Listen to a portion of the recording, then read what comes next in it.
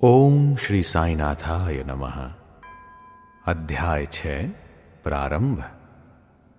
आइए इस अध्याय में हम रामनवमी उत्सव, मस्जिद का जीर्णोद्धार, गुरु के कर स्पर्श की महिमा, चंदन समारोह, उर्स और रामनवमी का समन्वय तथा मस्जिद का जीर्णोद्धार कैसे हुआ इसकी चर्चा करेंगे।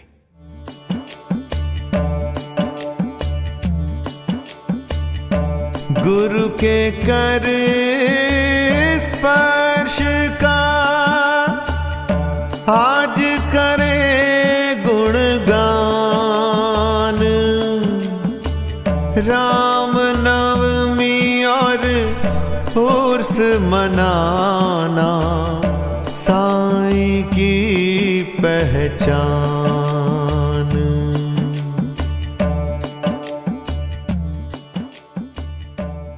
सर्वप्रथम गुरु के कर स्पर्श के गुण कैसे होते हैं इसके बारे में जानें। जब सद्गुरु ही नाव के खिवैया हैं तो वे निश्चय ही कुशलता तथा सरलता पूर्वक इस भवसागर के पार उतार देंगे। सद्गुरु शब्द का उच्चारण करते ही मुझे श्री साईं की स्मृति आ रही है। ऐसा प्रतीत होता है मानो वे स्वयं मेरे सामने खड़े हैं और मेरे मस्तक पर उदी लगा रहे हैं। देखो देखो, वे अब अपना वरद हस्त उठाकर मेरे मस्तक पर रख रहे हैं। अब मेरा हृदय आनंद से भर गया है। मेरे नेत्रों से प्रेमाश्रु बह रहे हैं। सद्गुरु के कर स्पर्श की शक्ति महान आश्चर्यजनक है। लिंग शरीर जो संसार को भस्म करने वाली अग्नि से भी नष्ट नहीं होता है, वह गुरु के कर स्पर्श से पल भर में ही नष्ट हो जाता है। अनेक जन्मों के समस्त पाप नष्ट हो जाते हैं। ऐसे व्यक्ति जिन्हें धार्मिक और ईश्वरीय प्रसंगों में पूर्ण अरुचि है, उनके भी मन स्थिर हो जाते हैं। श्री साईं बाबा के मनोहर रूप के दर्शन कर कंठ प्रफुल्लता से रूंध जाता है। आंखों से अश्रुधारा प्रवाहित होने लगती है और जब हृदय भावों से भर जाता है तब सोहम भाव की जागृति होकर आत्मानुभव के आनंद का आभास होने लगता है। मैं और तू का भेद नष्ट हो जाता है और तत्क्षण ही ब्रह्म के साथ अभिन्नता प्राप्त हो जाती है। जब मैं धार्मिक ग्रंथों का पठन करता हूं तो क्षण क्षण में सद्गुरु की स्मृति हो आती है। बाबा राम या कृष्ण का रूप धारण कर मेरे सामने खड़े हो जाते हैं और स्वयं अपनी जीवन कथा मुझे सुनाने लगते हैं। अर्थात जब मैं भागवत का श्रवण करता हूं तब बाबा श्री कृष्ण का स्वरूप धारण कर लेते हैं और तब मुझे ऐसा प्रतीत होने लगता है कि वे ही भागवत या भक्तों के कल्याणार्थ उद्धव गीता सुना रहे हैं।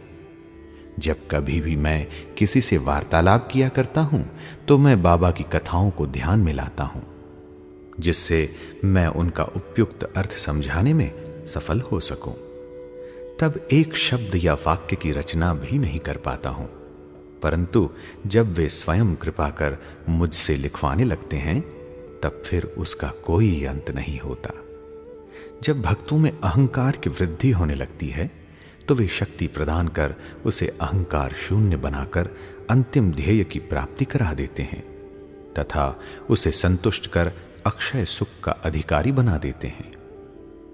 जो बाबा को नमन कर अनन्य भाव से उनकी शरण जाता है, उसे फिर कोई साधना करने की आवश्यकता नहीं है। धर्म, अर्थ, काम और मोक्ष उसे सहज ही प्राप्त हो जाते हैं। ईश्वर के पास पहुंचने के 4 मार्ग हैं: कर्म, ज्ञान, योग और भक्ति। इन सब में भक्ति मार्ग अधिक कंटकाकीर्ण, गड्ढों और खाइयों से परिपूर्ण है। परंतु यदि सद्गुरु पर विश्वास कर गड्ढों और खाइयों से बचते और पदानुक्रमण करते हुए सीधे अग्रसर होते जाओगे तो तुम अपने ध्येय अर्थात ईश्वर तक आसानी से पहुंच जाओगे। श्री साईं बाबा ने निश्चयात्मक स्वर में कहा है कि स्वयं ब्रह्म और उनकी विश्व की उत्पत्ति, रक्षण और लय करने आदि की भिन्न भिन्न शक्तियों के पृथकत्व में भी एकत्व है। इसे ही ग्रंथकारों ने दर्शाया है। भक्तों के कल्याणार्थ श्री साईं बाबा ने स्वयं जिन वचनों से आश्वासन दिया था, उनको नीचे उद्धृत किया जाता है। मेरे भक्तों के घर अन्न तथा वस्त्रों का कभी अभाव नहीं होगा।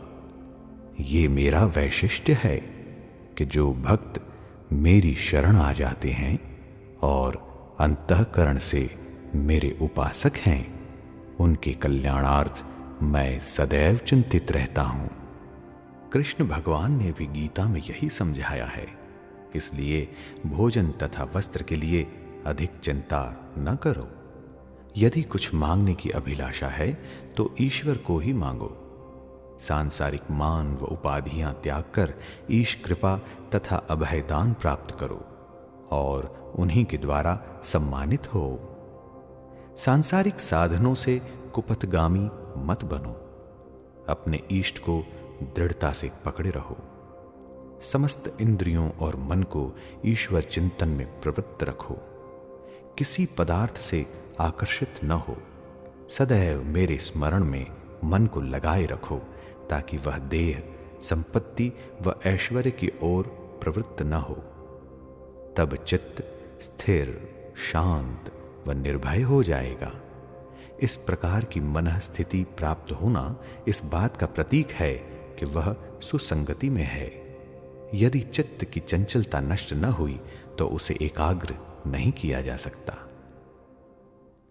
बाबा के उपर्युक्त शब्दों को उद्धृत कर ग्रंथकार शिरडी के रामनवमी उत्सव का वर्णन करता है। शिरडी में मनाए जाने वाले उत्सवों में रामनवमी अधिक धूमधाम से मनाई जाती है।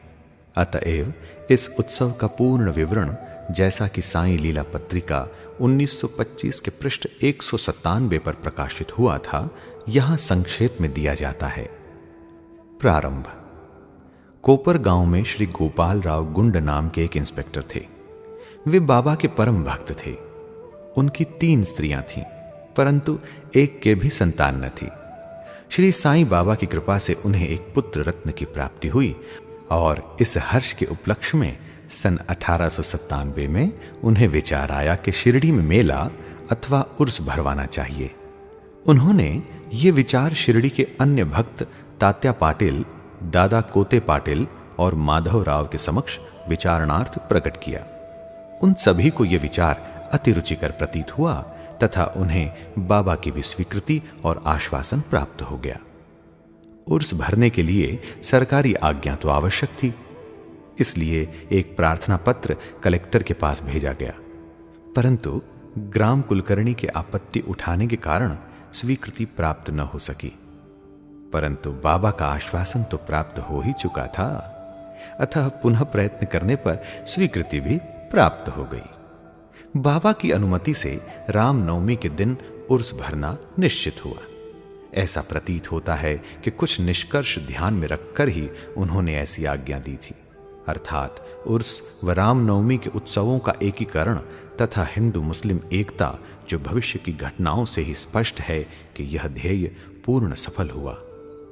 प्रथम बाधा तो किसी प्रकार हल हुई। अब द्वितीय कठिनाई जल के अभाव की उपस्थिति हुई। शिरडी तो एक छोटा सा गांव था और पूर्व काल से ही वहां जल का अभाव बना रहता था। गांव में केवल 2 कुएं थे, जिनमें से एक तो प्रायः सूख जाया करता था और दूसरे का पानी खारा था। बाबा ने उसमें फूल डालकर उसके खारे जल को मीठा बना दिया। लेकिन एक कुएं का जल कितने लोगों को पर्याप्त हो सकता था?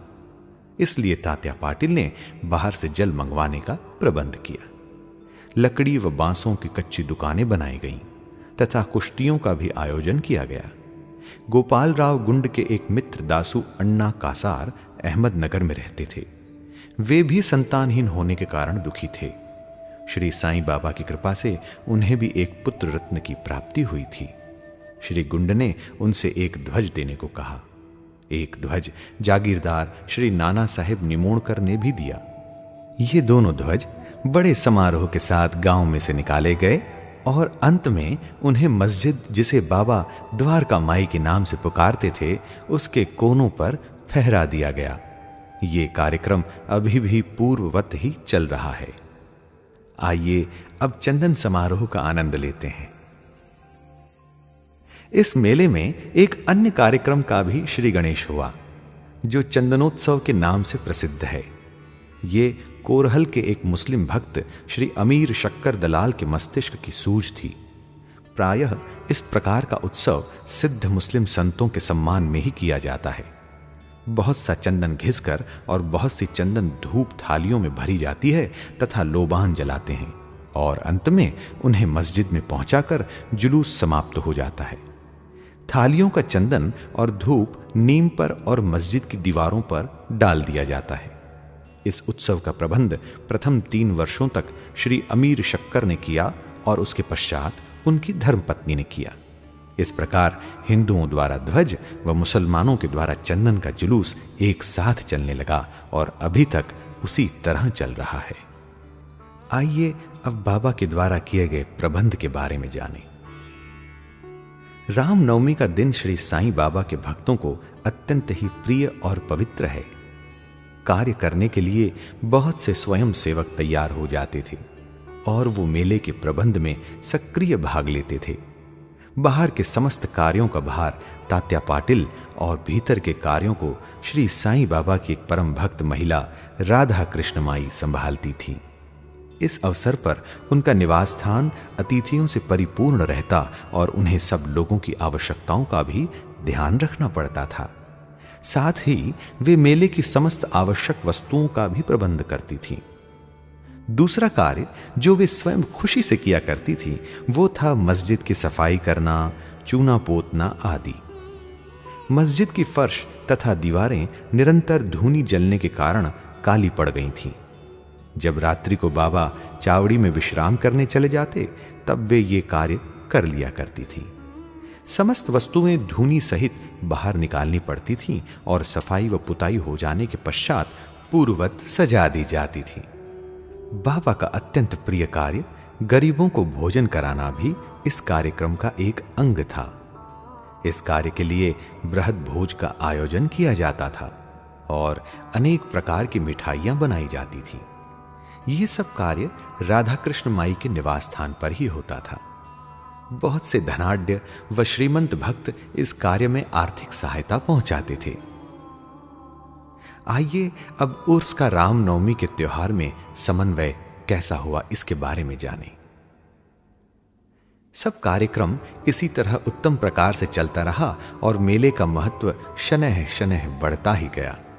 सन 1911 में एक परिवर्तन हुआ।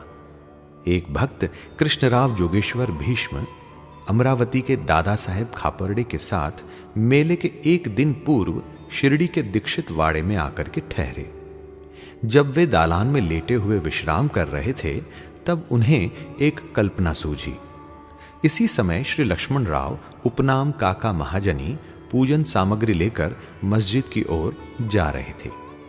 उन दोनों में विचार विनिमय होने लगा और उन्होंने सोचा कि शिरडी में उर्स व मेला ठीक रामनवमी के दिन ही भरता है। इसमें अवश्य ही कोई गूढ़ रहस्य निहित है। रामनवमी का दिन हिंदुओं को बहुत ही प्रिय है। कितना अच्छा हो यदि रामनवमी उत्सव का भी श्री गणेश कर दिया जाए। काका महाजनी को यह विचार रुचिकर प्रतीत हुआ।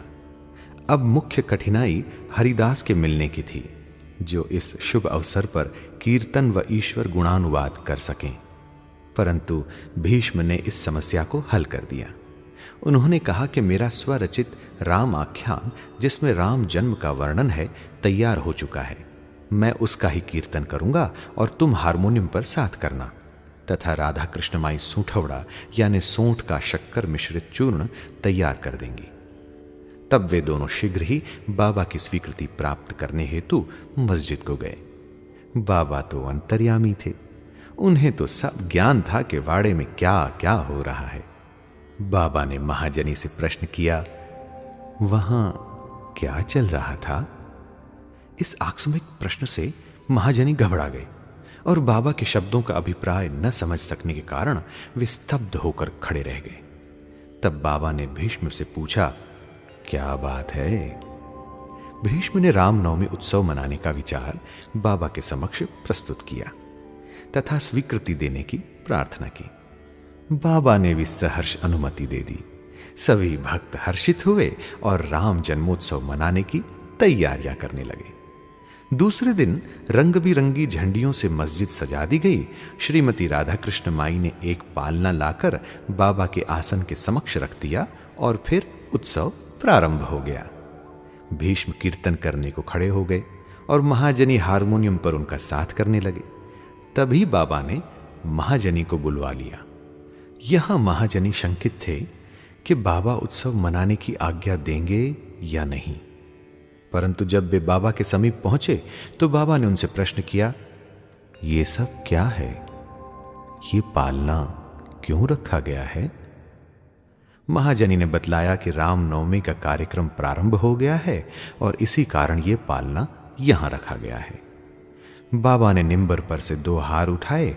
उनमें से एक हार तो उन्होंने काकाजी के गले में डाल दिया तथा दूसरा भीष्म के लिए भेज दिया। अब कीर्तन प्रारंभ हो गया था। कीर्तन समाप्त हुआ तब श्री राजा राम की उच्च स्वर से जय जयकार हुई और कीर्तन के स्थान पर गुलाल की वर्षा की गई। जब हर कोई प्रसन्नता से झूम रहा था तब अचानक ही एक गरजती हुई ध्वनि उनके कानों पर पड़ी। वस्तुतः जिस समय गुलाल की वर्षा हो रही थी तो उसके कुछ कण अनायास ही बाबा की आंख में चले गए। तब बाबा एकदम क्रुद्ध होकर उच्च स्वर में अपशब्द कहने व कोसने लगे। ये दृश्य देखकर सब लोग भयभीत होकर सिट पिटाने लगे। बाबा के स्वभाव से भली भांति परिचित अंतरंग भक्त भला इन अपशब्दों का कब बुरा मानने वाले थे। बाबा के इन शब्दों तथा वाक्यों को उन्होंने आशीर्वाद समझा। उन्होंने सोचा कि आज राम का जन्मदिन है, अतः रावण का नाश, अहंकार एवं दुष्ट प्रवृत्ति रूपी राक्षसों के संहार के लिए बाबा को क्रोध उत्पन्न होना सर्वथा उचित ही है। इसके साथ साथ उन्हें यह विदित था कि जब कभी भी शिरडी में कोई नवीन कार्यक्रम रचा जाता था तब बाबा इसी प्रकार कुपित हो ही जाया करते थे। इसलिए वे सब स्तब्ध ही रहे। इधर राधा कृष्ण माई भी भयभीत थी कि कहीं बाबा पालना न तोड़ फोड़ डालें। इसलिए उन्होंने काका महाजनी से पालना हटाने के लिए कहा, परंतु बाबा ने ऐसा करने से उन्हें रोका। कुछ समय पश्चात बाबा शांत हो गए। उस दिन की महापूजा और आरती का कार्यक्रम निर्विघ्न समाप्त हो गया। उसके बाद काका महाजनी ने बाबा से पालना उतारने की अनुमति मांगी, परंतु बाबा ने अस्वीकृत करते हुए कहा कि अभी उत्सव संपूर्ण नहीं हुआ है। अगले दिन गोपाल काड़ा उत्सव मनाया गया, जिसके पश्चात बाबा ने पालना उतारने की आज्ञा दे दी। उत्सव में दही मिश्रित पोहा एक मिट्टी के बर्तन में लटका दिया जाता है और कीर्तन समाप्त होने पर वह बर्तन फोड़ दिया जाता है और प्रसाद के रूप में वह पोहा सबको वितरित कर दिया जाता है, जिस प्रकार की श्री कृष्ण ने ग्वालों के साथ किया था। रामनवमी इसी तरह दिन भर चलता रहा। दिन के समय 2 ध्वजों का जुलूस और रात्रि के समय चंदन का जुलूस बड़ी धूमधाम और समारोह के साथ निकाला गया। इस समय के पश्चात ही उर्स रामनवमी के उत्सव में परिवर्तित हो गया। अगले वर्ष सन 1912 से रामनवमी के कार्यक्रमों की सूची में वृद्धि होने लगी। श्रीमती राधा कृष्ण माई ने चैत्र की प्रतिपदा से नाम सप्ताह प्रारंभ कर दिया। लगातार दिन रात 7 दिन तक भगवत नाम लेना नाम सप्ताह कहलाता है। सब भक्त इसमें बारी बारी से भाग लेते थे। वे भी प्रातःकाल सम्मिलित हो जाया करती थी। देश के सभी भागों में रामनवमी का उत्सव मनाया जाता है, इसलिए अगले वर्ष हरिदास के मिलने की कठिनाई पुनः उपस्थित हुई, परंतु उत्सव के पूर्व ही यह समस्या भी हल हो गई। 5-6 दिन पूर्व ही श्री महाजनी की बाला बुआ से अकस्मात भेंट हो गई। बुआ साहेब आधुनिक तुकाराम के नाम से प्रसिद्ध थे और इस वर्ष कीर्तन का कार्य उन्हें ही सौंपा गया। अगले वर्ष सन 1913 में श्री हरिदास बृहत सिद्ध कवटे ग्राम में प्लेग का प्रकोप होने के कारण अपने गांव में हरिदास का कार्य नहीं कर सकते थे। इस वर्ष वे शिरडी में आए। काका साहेब दीक्षित ने उनके कीर्तन के लिए बाबा से अनुमति प्राप्त की। बाबा ने भी उन्हें यथेष्ट पुरस्कार दिया। सन 1914 से हरिदास की कठिनाई बाबा ने सदैव के लिए हल कर दी। उन्होंने ये कार्य स्थायी रूप से दासगणु महाराज को सौंप दिया। तब से वे इस कार्य को उत्तम रीति से सफलता और विद्वत्ता पूर्वक पूर्ण लगन से निभाते रहे। सन 1912 से उत्सव के अवसर पर लोगों की संख्या में उत्तरोत्तर वृद्धि होने लगी। चैत्र शुक्ल अष्टमी से द्वादशी तक शिरडी में लोगों की संख्या में इतनी अधिक वृद्धि हो जाया करती थी मानो मधुमक्खी का छत्ता लग गया हो। दुकानों की संख्या में वृद्धि हो गई। प्रसिद्ध पहलवानों की कुश्तियां होने लगीं। गरीबों को बृहद स्तर पर भोजन कराया जाने लगा। राधा कृष्ण माई के घोर परिश्रम के फलस्वरूप शिरडी को संस्थान का रूप मिला। संपत्ति भी दिन प्रतिदिन बढ़ने लगी। एक सुंदर घोड़ा, पालकी, रथ और चांदी के अन्य पदार्थ, बर्तन, पात्र, शीशे इत्यादि भक्तों ने उपहार में भेंट किए। उत्सव के अवसर पर हाथी भी बुलाया जाता था। यद्यपि संपत्ति बहुत बढ़ी, परंतु बाबा उन सब से सदा निरपेक्ष ही रहते थे। वे सदैव उसे उपेक्षा की दृष्टि से देखते और सदैव की भांति ही साधारण वेशभूषा धारण करते थे। ये ध्यान देने योग्य है कि जुलूस तथा उत्सव में हिंदू और मुसलमान दोनों ही साथ साथ कार्य करते थे, परंतु आज तक न उनमें कोई विवाद हुआ और न कोई मतभेद ही। पहले तो लोगों की संख्या 5,000-7,000 के लगभग ही होती थी, परंतु किसी किसी वर्ष तो यह संख्या 75,000 तक पहुंच जाती थी। फिर भी न कभी कोई बीमारी फैली और न ही कोई दंगा हुआ। आइए अब कथा सुनते हैं मस्जिद के जीर्णोद्धार की। जिस प्रकार उर्स या मेला भराने का विचार प्रथमतः श्री गोपाल गुंड को आया था, उसी प्रकार मस्जिद के जीर्णोद्धार का विचार भी प्रथमतः उन्हें ही आया। उन्होंने इस कार्य के निमित्त पत्थर एकत्रित कर उन्हें वर्गाकार करवाया, परंतु इस कार्य का श्रेय उन्हें प्राप्त नहीं होना था। वह सुयश तो नाना साहेब चांदोरकर के लिए ही सुरक्षित था और फर्श का कार्य काका साहेब दीक्षित के लिए।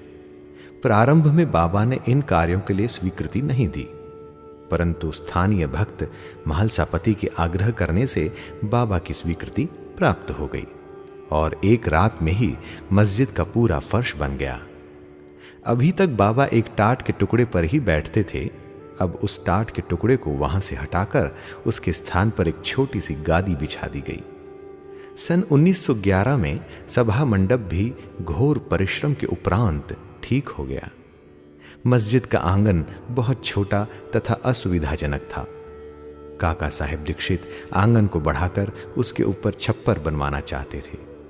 यथेष्ट द्रव्य राशि व्यय कर उन्होंने लोहे के खंभे, बल्लियां व कैंचियां मोल ली और कार्य भी प्रारंभ हो गया। दिन रात परिश्रम कर भक्तों ने लोहे के खंभे जमीन में गाड़े। जब दूसरे दिन बाबा चावड़ी से लौटे, उन्होंने उन खंभों को उखाड़कर फेंक दिया और अति क्रोधित हो गए।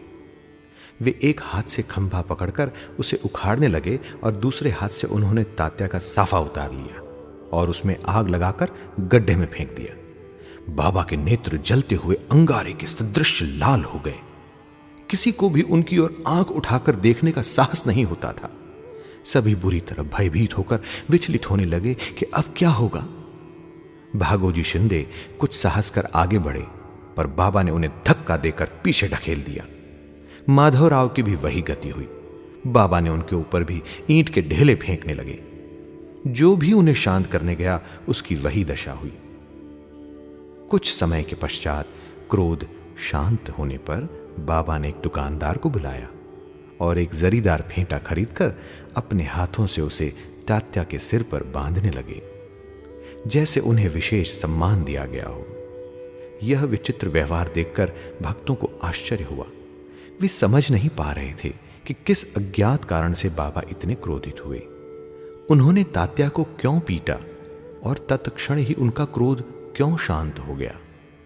बाबा कभी कभी अति गंभीर तथा शांत मुद्रा में रहते थे और बड़े प्रेम पूर्वक वार्तालाप किया करते थे, परंतु अनायास ही बिना किसी गोचर कारण के वे क्रोधित हो जाया करते थे।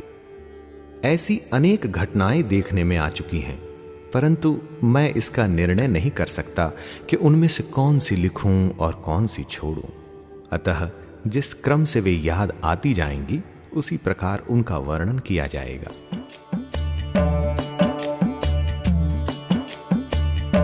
कभी कृपा से भरे हुए, कभी रूप विकराल, भक्तों को हर रूप में बाबा करते निहाल।